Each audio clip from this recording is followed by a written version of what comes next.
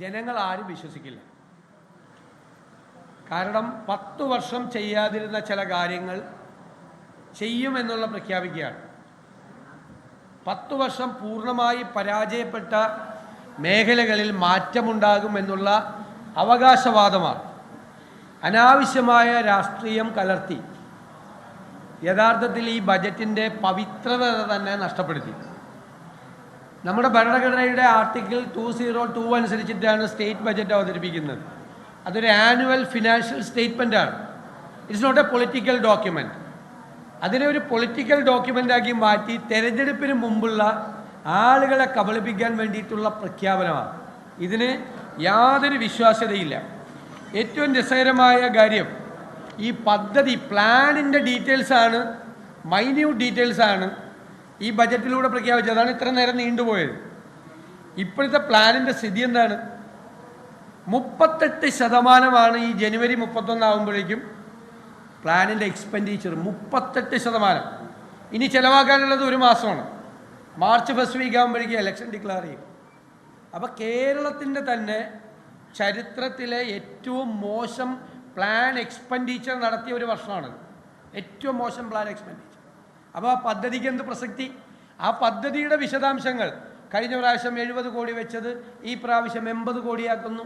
കഴിഞ്ഞ പ്രാവശ്യം 90 കോടി വെച്ചത് ഈ പ്രാവശ്യം 95 ആക്കുന്നു. കഴിഞ്ഞ പ്രാവശ്യം 100 കോടി വെച്ചത് 150 ആക്കുന്നു. ഈ 70ഉം 80ഉം 90ഉം 100ഉം വെച്ചെടുത്ത് 38% ചിലവാക്കിയിരിക്കുന്നത്. 38%. മാത്രമല്ല, ഈ 5 വർഷക്കാലത്തിനൊരു പ്രത്യേകതയുണ്ട്. ആകെ ഈ പ്ലാന്റെ സൈസ് വർദ്ധിക്കുന്നില്ല. ആകെ ഈ വർഷമാണ് ഒന്ന് വർദ്ധിപ്പിച്ചത്, ഈ 25-26 മാത്രം. ബാക്കി 30,000 കോടി എന്നുള്ള സ്റ്റാഗ്നൻ്റ് ആയിട്ട് പോവുകയാണ്. മനസ്സിലായേ? എല്ലാ സർക്കാരുകളും വന്ന് പിരിഞ്ഞു പോകുമ്പോഴേക്കും പ്ലാനിൻ്റെ സൈസ് ഒരു 15-20% വർദ്ധിക്കുമായിരുന്നു. ഇവിടെ പ്ലാനിൻ്റെ സൈസ് അങ്ങനെ തന്നെ പോവുകയാണ്. എന്നിട്ട് ഇപ്പോൾ ഒരു 2,000 കോടി കൂട്ടിയായിരുന്നു. പക്ഷേ 38% പോലും എക്സ്പെൻഡിച്ചർ ഇല്ല. കഴിഞ്ഞ വർഷം ഭീകരമായിട്ടാണ് 50%-ഓളം പ്ലാൻ സൈസ് കട്ട് ചെയ്തു. പരിതാപകരമായ അവസ്ഥയിലാണ് കേരളത്തിലെ സാമ്പത്തിക രംഗം. ഇനി സാധാരണ ഒരു വല്ലാതെ പ്രയാസം വരുന്ന ഘട്ടത്തിലാണ് ട്രഷറി നിയന്ത്രണം ഏർപ്പെടുത്തുന്നത്. ഇത് 19/8/2025 ഇറക്കിയ ഉത്തരവനുസരിച്ച് 10 ലക്ഷം രൂപയിൽ കൂടുതൽ ട്രഷറിയിൽ നിന്ന് മാറാൻ പറ്റില്ല. കഴിഞ്ഞ 5 മാസമായി ഈ ട്രഷറി നിയന്ത്രണം നിലവിലിരിക്കുകയാണ്. പണ്ടൊക്കെ ഉണ്ടായിരുന്നത് ചില സിറ്റുവേഷൻസ് വരുമ്പോൾ, ചില സാമ്പത്തിക പ്രയാസങ്ങൾ വരുമ്പോൾ, വെയ്സ് ആൻഡ് മീൻസിൻ്റെ ചില അഡ്ജസ്റ്റ്മെൻറ്റ് വരുമ്പോൾ മാത്രമാണ് ട്രഷറിയിൽ നിയന്ത്രണം ഏർപ്പെടുത്തിയിരുന്നത്. ഇത് കഴിഞ്ഞ 5 മാസമായി തുടർച്ചയായി 10 ലക്ഷം രൂപയിൽ കൂടുതൽ മാറാൻ വയ്യാത്തൊരു ഖജനാവ് വെച്ചുകൊണ്ടാണ് ഈ ഗീർവാണ പ്രസംഗം ബഹുമാനപ്പെട്ട ധനകാര്യമന്ത്രി നടത്തിയത് എന്നത് ഞങ്ങളെ എല്ലാവരും അത്ഭുതപ്പെടുത്തുന്നു. ഒരു നല്ല വാക്ക് പ്രയോഗിച്ചു ബജറ്റ് തുടങ്ങിയപ്പോൾ, ന്യൂ നോർമൽ എന്ന് പറഞ്ഞു. കറക്റ്റാണ്, ന്യൂ നോർമൽ. എന്താണ് ഇപ്പോഴത്തെ ന്യൂ നോർമലായി മാറിയിരിക്കുന്നത്? എന്താണ്? തോന്നിയതുപോലെ ബജറ്റിൽ പ്രഖ്യാപിക്കുക, അത് നടപ്പാക്കാതിരിക്കുക, പ്ലാൻ സൈസ് കട്ട് ചെയ്യുക, പ്ലാൻ എക്സ്പെൻഡിച്ചർ കുറയ്ക്കുക. ഇതാണിപ്പോൾ കേരളത്തിൻ്റെ ന്യൂ നോർമൽ. ന്യൂ നോർമൽ എന്ന് പറഞ്ഞ വാക്കിൻ്റെ അർത്ഥം ഇല്ലാത്ത ഒരു പുതിയ സംവിധാനം കൊണ്ടുവന്നിട്ട് അതൊരു സിസ്റ്റത്തിൻ്റെ ഭാഗമാകുകയാണ്.